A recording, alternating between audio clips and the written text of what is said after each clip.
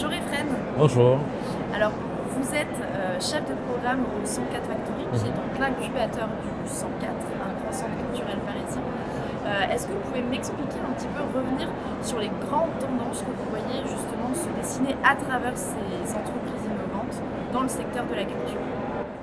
Oui, alors à 104 Factory, l'incubateur du 104, on accompagne des entreprises innovantes en termes de soit de technologies, soit de services. En fait, on accompagne des entreprises qui vont innover avec de la technologie immersive, par exemple, donc notamment des installations en réalité virtuelle, en réalité augmentée, des installations aussi qui peuvent être olfactives, audiovisuelles, etc. On a aussi remarqué une tendance qui est de plus en plus les projets à impact, en fait, donc de plus en plus de projets qui vont contribuer à la transition écologique de la culture. Et aussi, on accompagne de plus en plus aussi des projets qui sont des plateformes ou des applications à destination des artistes ou des lieux culturels voilà, qui servent à proposer de nouveaux services, à accéder à un nouveau public ou des publics éloignés des musées et des lieux culturels. Est-ce qu'on voit justement peut-être émerger des tendances un peu nouvelles ou des marchés un peu plus matures qui viennent aujourd'hui se confirmer? Vous parliez là des solutions à impact, c'est-à-dire qu'il y a une vraie transition qui s'opère, et pareil du côté des technologies, peut-être que justement les acteurs culturels aujourd'hui sont plus à même à les utiliser. Effectivement, on remarque en fait de plus en plus qu'il y a une sorte point de bascule, on va dire. oui, d'un Voilà, point de bascule sur deux sujets, la transition numérique et la transition écologique.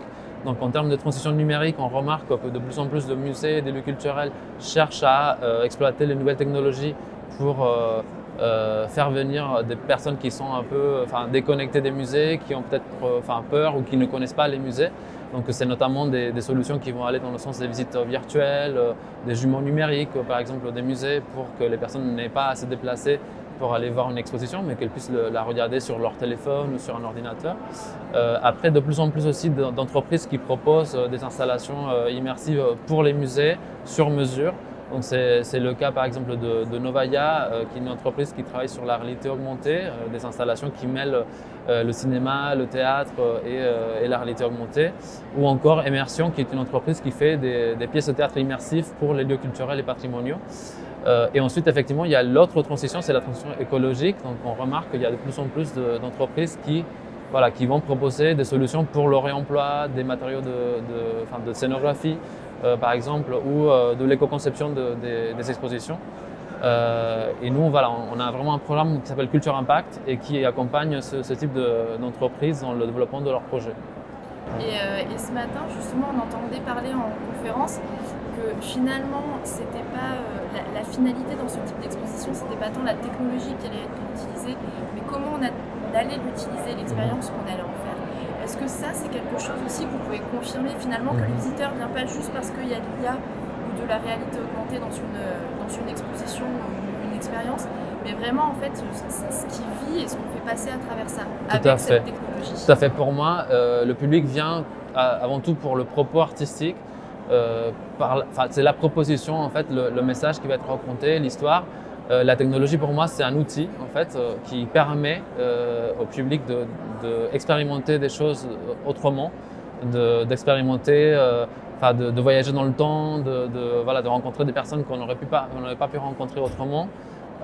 Mais en tout cas, les visiteurs viennent souvent parce qu'il y a vraiment un propos artistique derrière et pas forcément pour la technologie. La technologie, c'est vraiment un outil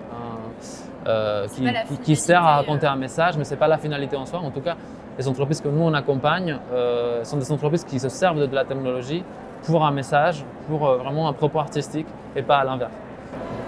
Et enfin, dernière question, on parle en ce moment beaucoup d'IA générative dans de nombreux domaines.